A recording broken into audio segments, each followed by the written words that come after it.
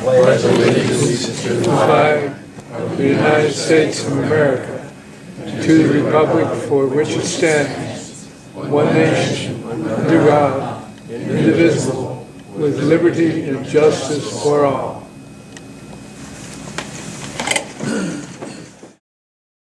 Thank you, Alex. This lady right here is our speaker today, so you're going to be so glad you're all here to hear her. She's in, so we're lucky to have her here today. All right, let's give her a big hand. Thank you, Ray. I am going to ask your indulgence. I'm going to let this PowerPoint simply scroll. And it will have photos of Holston Habitat's history from the beginning in 1986 forward. So as I share some stories about Holston Habitat for Humanity, we'll simply have some photos from the history of this organization. I thought I would do today, in addition to thanking Ray for the invitation and thanking you for the opportunity to come and share, just tell some stories about the impact of Habitat for Humanity and then Holston Habitat for Humanity here in our area. Because you are the Historical Society, I just figure you'd like to know some of the history of both Habitat for Humanity and then Holston Habitat. I was asked the question this morning, where did Habitat for Humanity start and what are its origins? Well, currently Habitat for Humanity International is located in 72 countries around the world. That doesn't happen overnight or without the support, vision, and drive of a lot of people. Its origins are in Georgia, Americus, Georgia, 45 years ago. If you know anything, and some of you may actually have traveled to Koinonia Farms in Americus, Georgia. That organization was started by Clarence Jordan. You may have heard of Clarence Jordan, or you may remember that name. Hamilton Jordan was Clarence Jordan's cousin. And Hamilton Jordan served in the administration of Jimmy Carter, another Georgian. Hamilton Jordan, the originator of Koinonia Farms in the 1940s, was a theologian, pastor, social activist. And his faith caused he and his wife to want to begin a community based on the first century Christian communities that we read about in the Acts of the Apostles. Yeah, you may see some of people you know in some of these photos. But Koinonia Farms began as a multiracial farm in Americus, and out of that came Habitat for Humanity. Millard and Linda Fuller were a very wealthy couple. They had made millions, but their marriage was falling apart, and they decided to go to Koinonia Farms for the last chance to revive their relationship. They go there for retreat and renewal, and they had planned to stay a long weekend. They ended up staying over a month at this farm. And out of that experience, they felt the need to travel to Africa, and they did, where they spent 2 years as missionaries building simple, decent huts for families who had no place to live. They were so inspired by that experience, they came back to the United States, back to Koinonia Farms, and helped start the Fund for Humanity. It was a nonprofit whose goal was to build houses in the United States. Out of the Fund for Humanity came the nonprofit Habitat for Humanity, started by Millard and Linda Fuller 45 years ago. Their vision was to provide a world where everyone, what a vision, a world where everyone has a decent place to live. And over the last 45 years, in 72 countries, in every state of the United States, there is a Habitat for Humanity affiliate building simple, decent houses. Our local affiliate, Holston Habitat, is now doing repairs in addition to new home construction. Habitat for Humanity realized about a decade ago that new home construction is not the only service needed to ensure that folks have a decent place to live. We probably know in our own circle of influence that there are many families who own their own homes, mobile homes, standalone homes, duplexes, that are in need of significant repair. The vision of Habitat for Humanity in Millard and Linda Fuller has not been realized. We take applications for repair projects in the month of September and end in October. We just did a home visit. I'll talk with you a little bit about how we make the decision of whose homes we repair and who joins in our projects for new home construction, but they have to have a housing need. I will share with you that in Carter County, one of the counties that Holston Habitat serves, within walking distance of downtown Elizabethton, there is a family that lives, they're 70 years old. They have raised their children in this home who are now working adults. They have no indoor plumbing. They still use an outhouse. They have no electricity. And they asked for us to come in and install HVAC and heating. Now, I was flabbergasted that in 2018, there are still folks in our community who have none of what we consider the essentials. That's not a decent place to live. So we've got work to do. From the very beginning of our organization until today, there are still folks that we're working with to achieve that vision of a world where everyone has a decent place to live. One of the common questions that we get is, didn't Billy Carter start Habitat for Humanity? Well, I'm going to confess that before I connected with Holston Habitat for Humanity, I thought the same thing. I thought Habitat was an organization that Jimmy Carter started. No, here's his connection. Millard Fuller was tenacious. Not only did he and Linda put their marriage back together, and they were married for many years after that visit to Koinonia Farms, he continued to build a board of directors that was a powerhouse so that Habitat for Humanity International would continue to grow and have an impact. He kept knocking on Jimmy Carter's door. 4 years he knocked, twice a year, until Jimmy Carter finally said, Millard, if you'll leave me alone, I'll come on that board of directors for Habitat for Humanity. When he did, the acknowledgement, the knowledge, the presence of Habitat for Humanity skyrocketed. And now the Habitat for Humanity brand is among the 15 most recognized and valuable brands in the world. I learned that at an international conference with Habitat. Had no idea.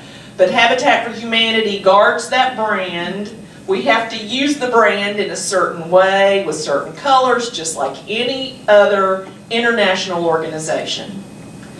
But Jimmy and Rosalind Carter's presence helped expand the knowledge, the acknowledgement, and the financial support for this organization throughout the world. You probably know that Jimmy and Rosalind Carter still, in their 90s, build with Habitat for Humanity every year. Last year, they spent 2 weeks in Canada and built. A year before that, their plan is 1 year they build internationally, 1 year they build in the United States. they've built all over the world. But they aren't just that face. They actually are on site, hammering. They don't do that so much anymore, but just about every morning on a Carter build, President Jimmy Carter brings the devotions and will not stop to answer questions, sign autographs. He will tell people, leave me alone, I'll do it later, but right now I'm building. So they continue to build. I will let you know that this summer in Nashville, Tennessee, Jimmy and Rosalind Carter will host their final Habitat bid. This is the last year they will participate. They are passing the mantle on in Nashville to Trisha Yearwood and her husband. Do you know who she's married to? Garth Brooks. They have been building with the Carters, I think, for the last 3 or 4 years to learn and to be there. So the mantle will pass to Garth Brooks and Trisha Yearwood, and it will happen this summer in Nashville. There are lots of folks in Tennessee who are planning to be there. It's a big deal. Secret Service, lots of fundraising. I think they have to raise like $4 million to host a Carter build in that community. 3 years ago in Memphis, the Carters were supposed to go to Nepal that year, but in the spring, right before they were to travel in late summer, there was a significant earthquake in Nepal. And so Habitat scrambled around. The issue was they couldn't land the planes with all of the building materials in the airport. Interestingly, Habitat for Humanity houses that have been built in Nepal over the years withstood the earthquake. But they needed to build more houses. They just couldn't land the plane. So Habitat scrambled around. Memphis affiliate hosted the Carter build that year at the last minute. They built 23 houses with the Carters in the heat of Memphis. At the last minute, they made those arrangements. So they'll return to Tennessee again this year. So we feel quite fortunate as a Tennessee Habitat to have had the last two of the last 3 builds the Carters will participate in. Just a little bit of history then, and how connected everything is. Holston Habitat was one of the first 100 Habitat affiliates started in the United States. It also had its origins at Koinonia Farms. 2 women, many of you know Joe Morrison. How many of you know Joe? I figure in Kingsport, most people, if you haven't had the distinct pleasure of being in Joe Morrison's presence, I invite you to do that. Joe is 102 years old, is a member of Waverly Road Presbyterian Church. Let me get it back where it's supposed to be.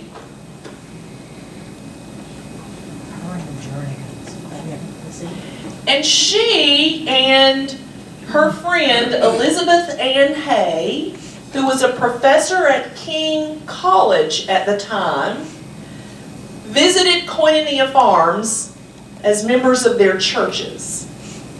And if I am correct, Elizabeth Ann was also a Presbyterian? First Presbyterian. Okay, she was at First Presbyterian. Joe was at Waverly Road Presbyterians. So they traveled to Koinonia Farms.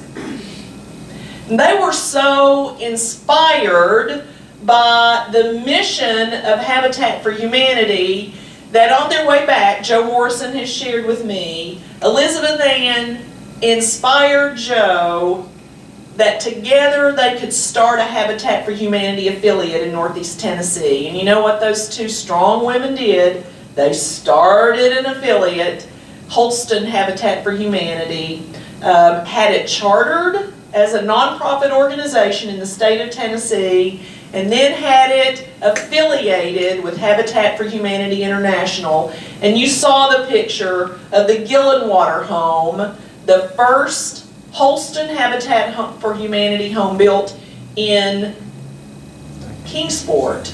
And Anybody work on that house? Ray did. It's an interesting Habitat home. You notice it is not what Habitat homes look like now. It's because it was designed by an architect.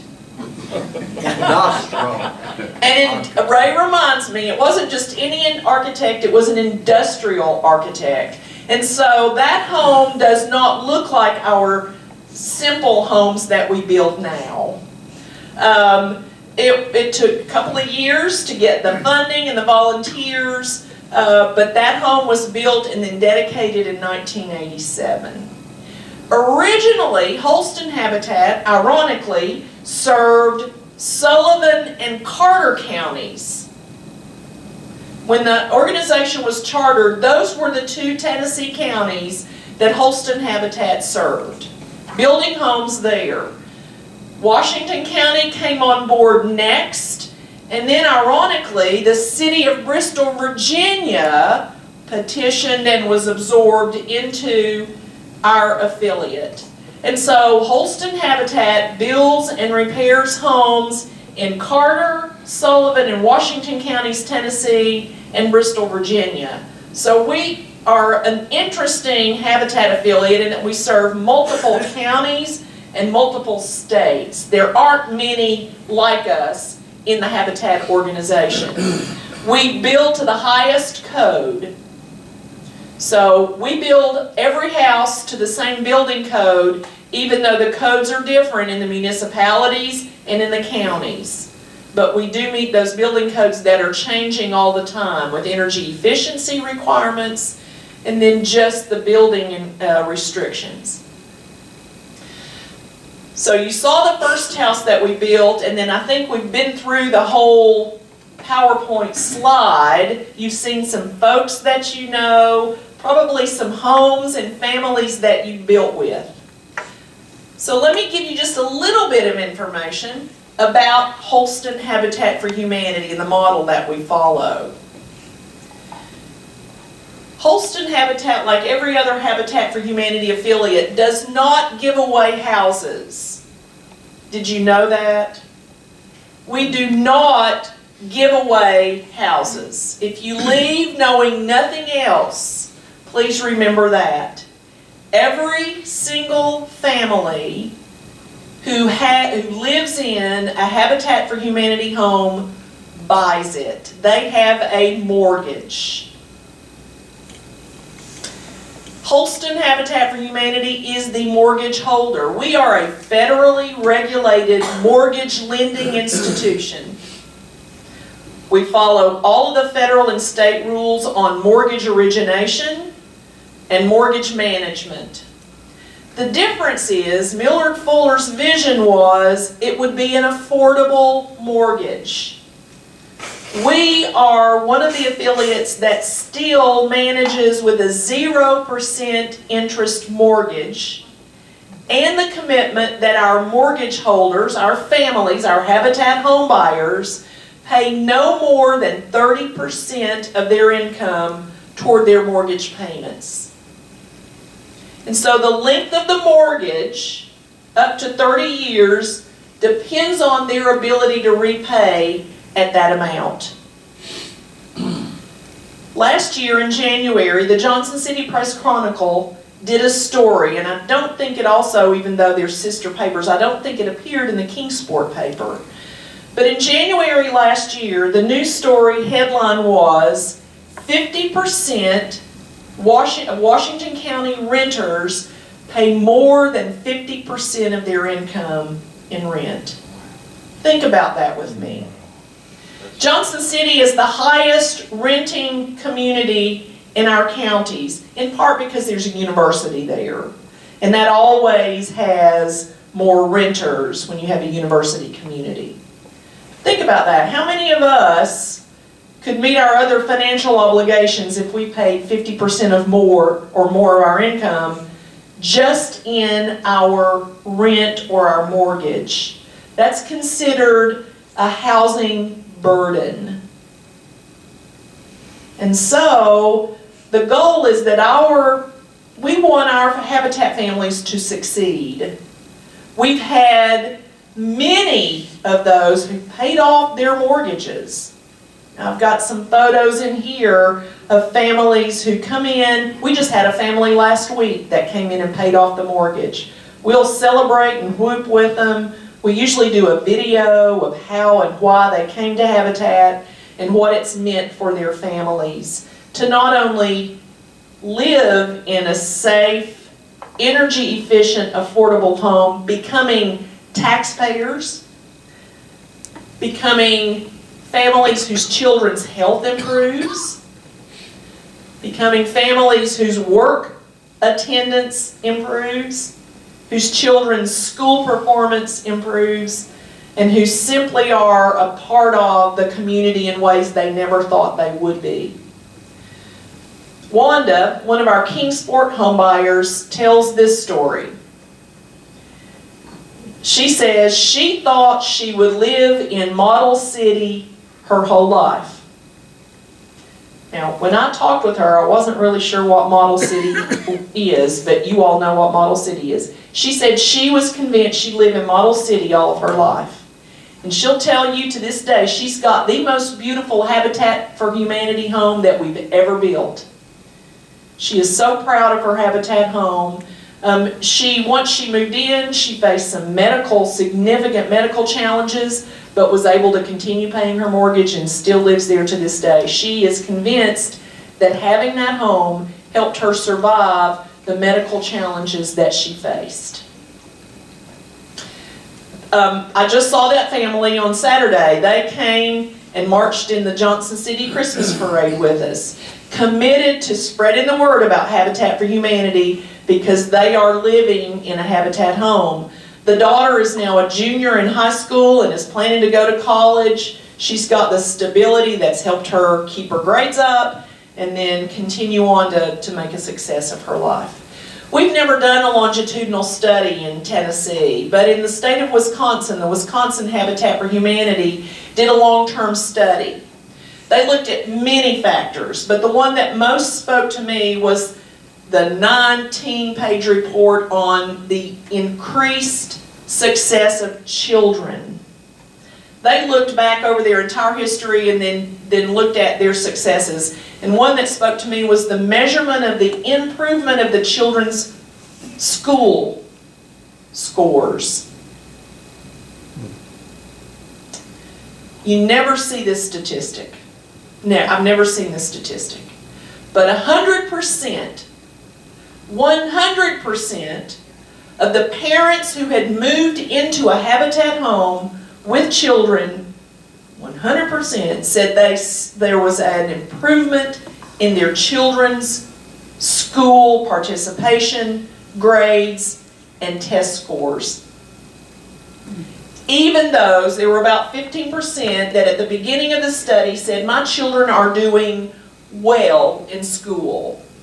They even noticed an improvement. We take for granted the stability of a home. But if you're a child who's wondering in the morning, where am I going to sleep tonight? Am I going to sleep on my aunt's couch or in my parents' car? Or are we going to sleep like many of us do? How many of our churches host Family Promise? I mean, that's a wonderful program. But think about it. If you don't have a bedroom to go home to, how can you think about what you're doing at school that day? So the impact that Habitat for Humanity makes in giving these children and these families stable, affordable, energy-efficient housing makes an incredible difference in our community. Not just in the lives of those individual children, but think about the impact. My husband has worked for TVA for 43 years. They do an interesting thing. Every meeting starts with a safety moment. Every meeting starts with a safety moment. And most major meetings start with a diversity moment. They're encouraging just awareness.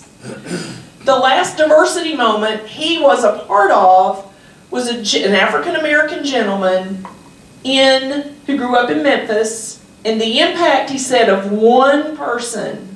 They were homeless. They had very little income, but one person offered him $1 for a B and $2 for an A, caught his attention. His grades skyrocketed. He said that was more money than our family had ever dreamed of having. He has 13 siblings. He went on to get an engineering degree, and he's now some whoop-de-doo person with the Tennessee Valley Authority. So, same story with the director, the executive director of the Memphis Habitat affiliate. He grew up and he was homeless. His story is that when he'd go to school, they didn't have a bathroom, so he didn't get a chance to shower. He's younger than me. So in middle school, he had a teacher who took an interest in him and met him early so he could shower in the locker room so he would not have that stigma. That teacher took such an interest, she passed on to his mother the homeownership brochure for Memphis Habitat for Humanity. He and his 3 siblings grew up in a Habitat for Humanity home. And he now has come back and is the executive director of one of the largest Habitat affiliates in the United States. They have so much capacity, they were able at the last minute to bring Jimmy and Rosalind Carter. That doesn't happen without lots of years of planning. But they're a pretty powerful affiliate, and they were able to pull that off. The impact of having stable housing and affordable housing continues to be important, and affordable housing continues to be a significant need in our communities. Jo Morrison started Habitat for Humanity. She's now on, anybody know what her new project is? Finding that lodging downtown for people who don't have any lodging. Finding lodging in Kingsport for people who don't have lodging. She's now advocating for housing for our homeless population at 102. She traveled to Charlotte recently to see their model of social services and homeless housing. How do you do it successfully? So she hasn't, just like you, she's not stopping. She knows that affordable housing is still an issue. I shared with you that I did not believe that there were still people in our community who still didn't have indoor plumbing. It still exists. And the housing issue is also one of affordability. So it's just finding affordable housing for folks. If half of our people are paying more than 50% for rent in Johnson City, then we know we've got a housing challenge. Having enough housing to accommodate folks is also an issue. I saw a presentation this fall by Habitat that was an eye-opener for me. Holston Habitat will serve our 300th family in 2019. That includes new homes, refurbished homes that we turn around in, and if our homeowners sell their house, we have a right of first refusal. So they can sell their homes, but they have to let us know first in case we want to purchase it back and then turn around and refurbish it for a family that's waiting for housing. So our new homes, our repairs, and our refurbishings, we will serve 300 families, our 300th family next year. We've built 136 new homes in Kingsport in the last 34 years. 136 Habitat homes, new homes in Kingsport.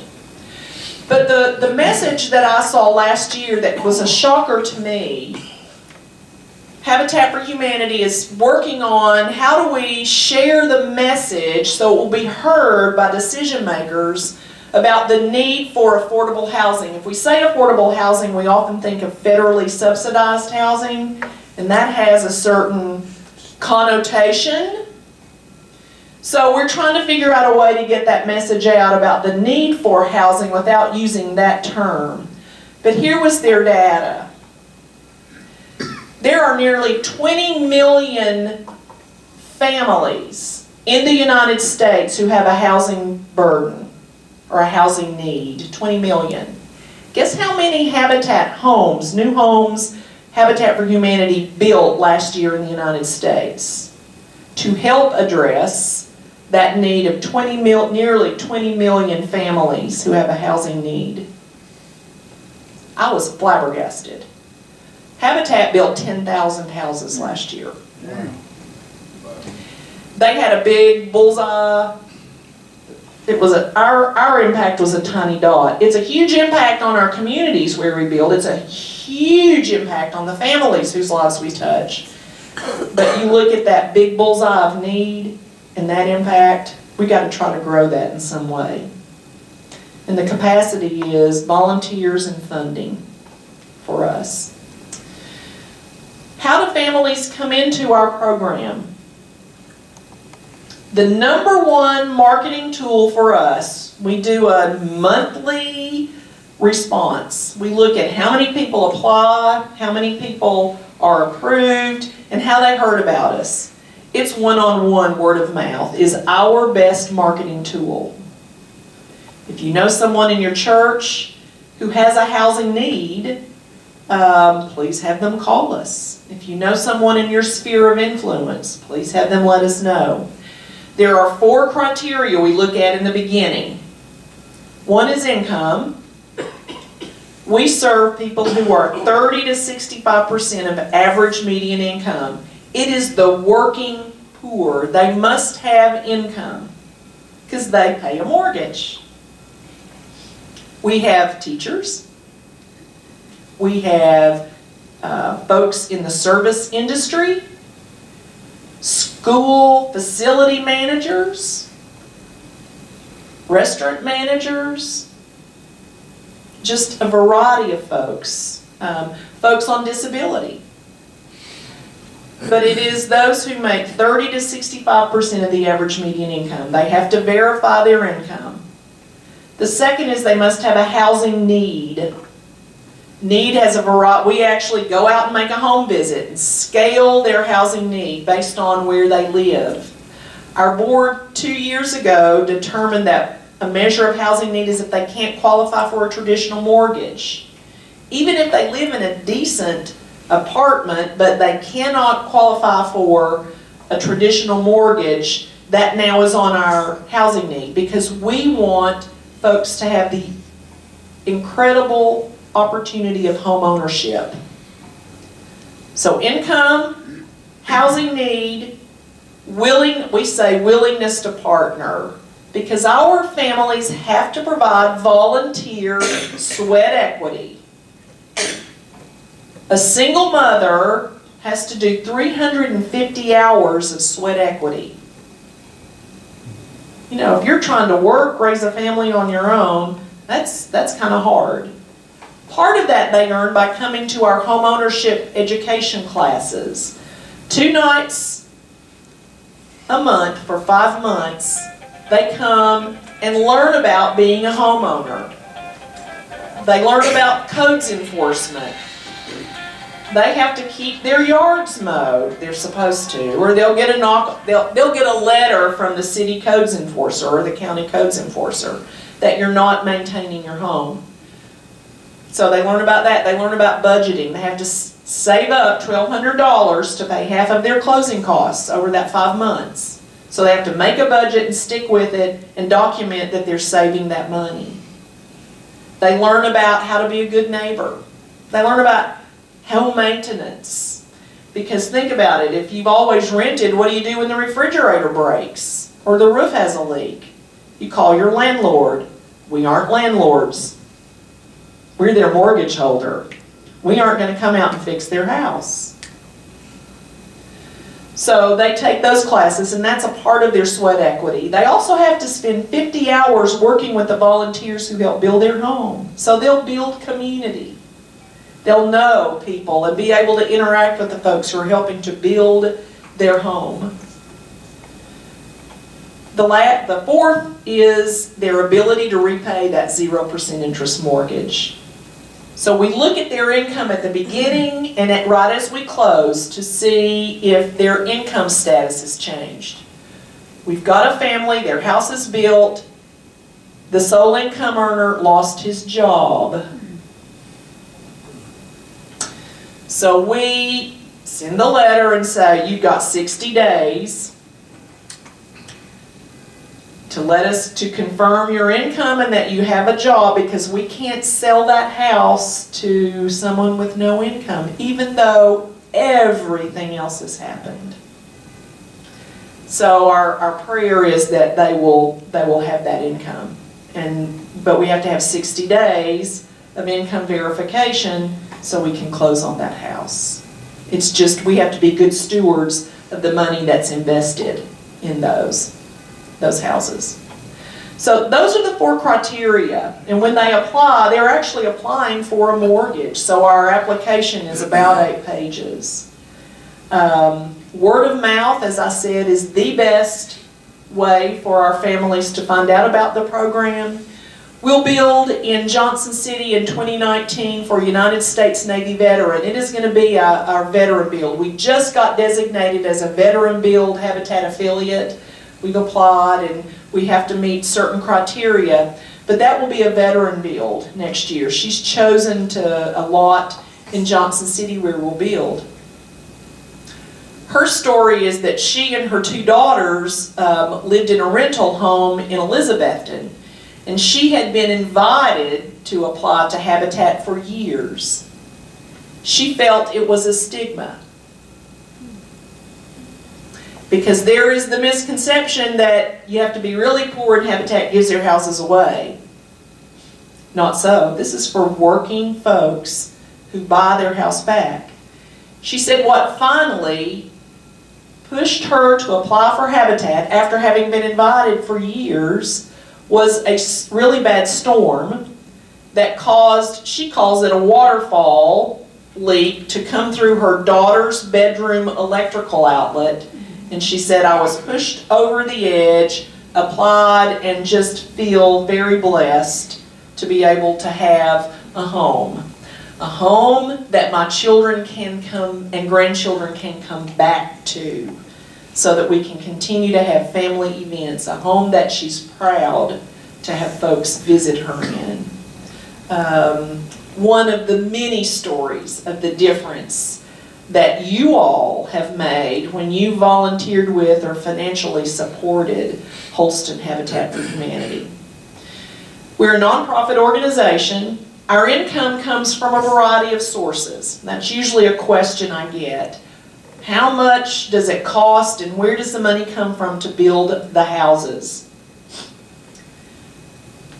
Ray answered a question at a meeting of past board members back in September. I asked, when you volunteered with Habitat for Humanity, how much did it cost to build our houses? At one point, we could build a house for about $43,000. A house with nice appliances. There's no garage. We don't build anything fancy. In some affiliates where codes require it, they do build garages, but we do not. Now we put in our budget, we evaluate it annually. What does it cost us? We budget $107,000 to build one house.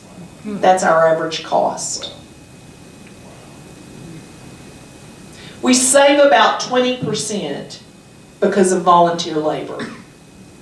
We still hire the trusses, the foundation, the electrical, the plumbing, and the shingling. We get professionals to come in and do those jobs. The rest is volunteer. Our biggest cost is the foundation work. Here in East Tennessee, it's hard to find flat property. And I'm amazed at how many calls I will get over a quarter's period of time, over 3 months, of folks who want to give us property. I just know this is a piece of property that will help you all. Well, we have a process. We can say no.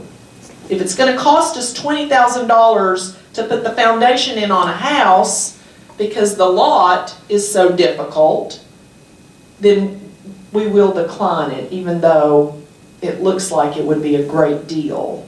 We're trying to find property that won't cost us an arm and a leg to put the foundation in. And then have this gigantic basement for a house that increases our appraised cost. Because we now sell our houses based on appraised value. We didn't before. Until 5 years ago, Habitat sold houses based on what we had invested in it. Realtors and neighbors hated that. Think about it. We build a Habitat house in a neighborhood, we sell it at what we had invested.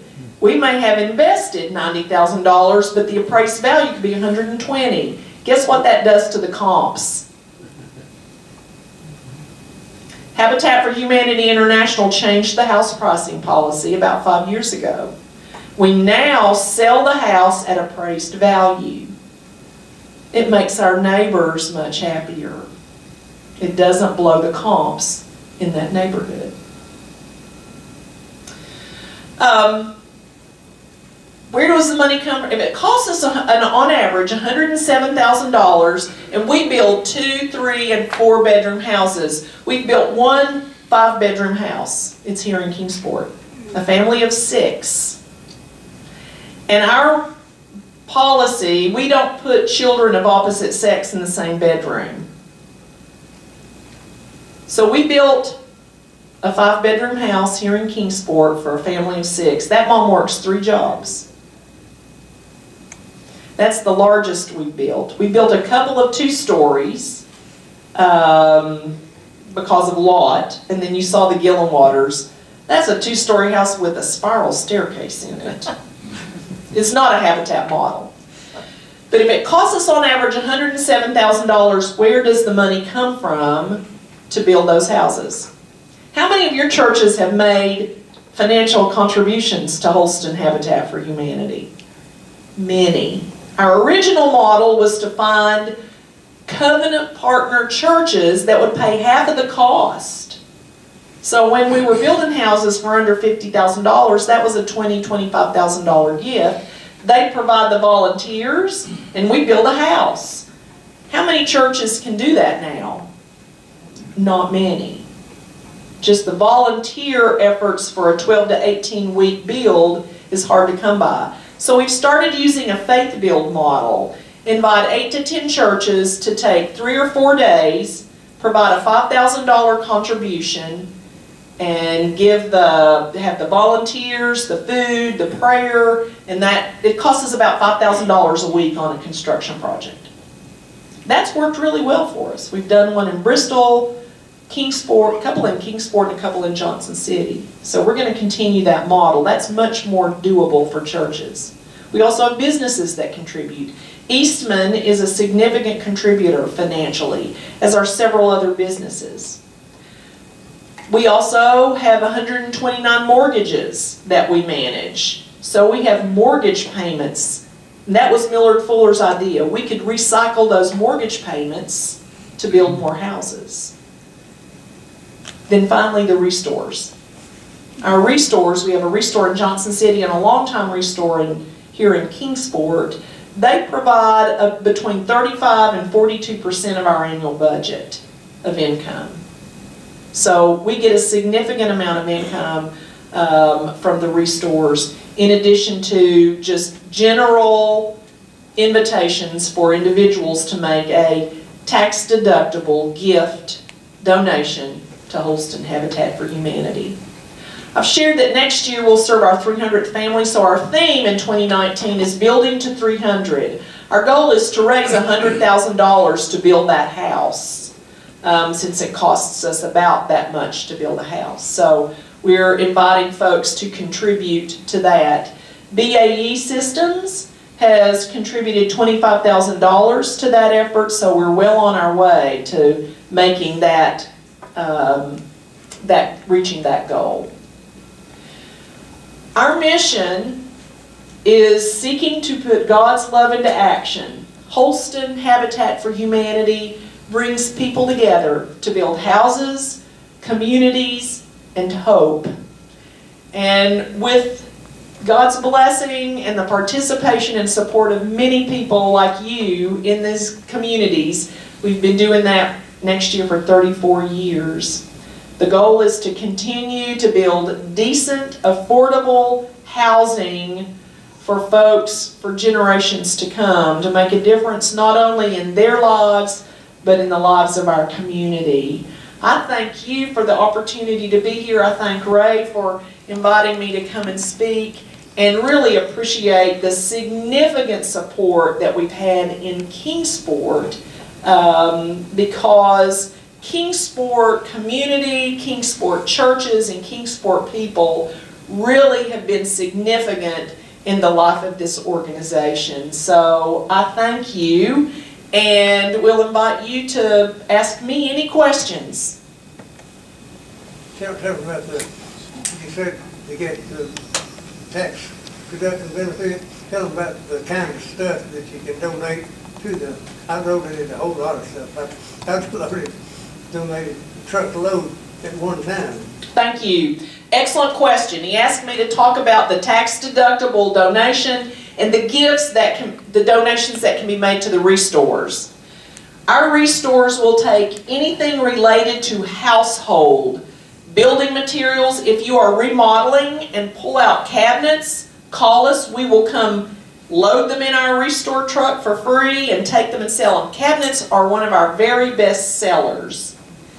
Any kind of remodeling that you pull out, old appliances that still work, furniture, anything, knickknacks, lamps are big sellers. Dishes, you'd be surprised. Anything related to the house, homes, we don't take clothing. I know Kingsport will occasionally have some clothing, and they will do something special with that because of some need. But we try not to take clothing. We're not a clothing resale location. But then you get a little sheet. You value what you donate. We'll just give you that you made a donation. You can drop off the days that the restores are open. I invite you to see the new restore, which is visible off of I-26 in North Johnson City. We opened it in February of 2017, so we're coming on our second anniversary, and it's nice to have that second restore open there in Johnson City. Financial contributions are also tax deductible since we're a 501c3 Tennessee corporation, nonprofit corporation. So financial contributions are welcome as well. Every item that is sold at either of our restores, the proceeds go directly, they stay right here in our counties that we serve. We do not send that money anywhere else. It helps build houses here in Sullivan, Carter, Washington counties in Bristol, Virginia. Yes, Ray? Trish, could you mention the green houses? Peter Bort said they had built, maybe, he's one of the contractors, he said maybe as many as 20 green homes. Ray is asking about our energy efficient and green, our earth friendly and environmentally friendly houses. We are at the Energy Star level. Our homes are significantly energy efficient, and I appreciate that question, Ray, because I can also talk about one of the reasons our housing costs have gone up. Our building committee has made intentional decisions to build so that our families are successful. So we've changed the pitch of our roof, it looks better, and we can blow more insulation in. We use Energy Star appliances in all of our houses. We also now wrap the front porches. We've gone to 4x6 walls. So they're thicker, better insulated, more energy efficient. And it's vinyl siding, and then we wrap the porch rails in vinyl so that they will stay attractive longer. Our donors really like it when they drive by a house, and our volunteers, they drive by a house 5 years later and it still looks really nice. So we're trying to help them be successful. We now have a 30-year warranty on our shingles. We didn't before. So that's increased some of the cost. We're now putting gutter guards on houses that have trees or an issue with gutters. We don't want them climbing on a ladder and falling off, but we also don't want leaks in the roof because they can't get their gutters cleaned. Very good question. Thank you, Ray. Yes, sir. How successful have you been in vetting your homeowners and paying off their mortgages? How successful are we in vetting our home buyers and in their paying off their mortgage? We check our delinquencies every month. We have foreclosed. We know that we need to do that. We have one family in foreclosure currently.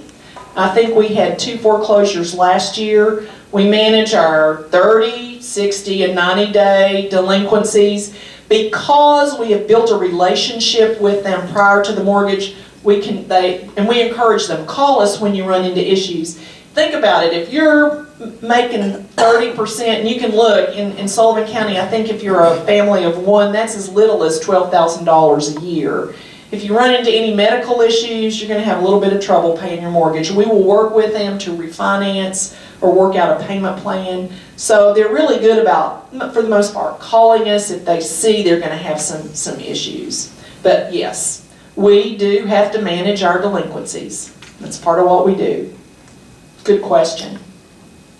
Any others? Thank you. You've been very gracious. I hope you've learned something and really appreciate the connection and the history. Thank you. Trish, thank you. I think one reason you don't have more questions is because you covered everything. I mean, you really did. But now that I've got the mic, I do have one. I wonder, Social Security. And people with Social Security use 30% of that. Yes. Okay, that's all I need. Well, thank you everybody for being here, and the announcement I made earlier, if someone would like to talk to me, is anything anyone would like to add? Merry Christmas. Merry Christmas to all of you. Thank you for being here. Bye. That's right.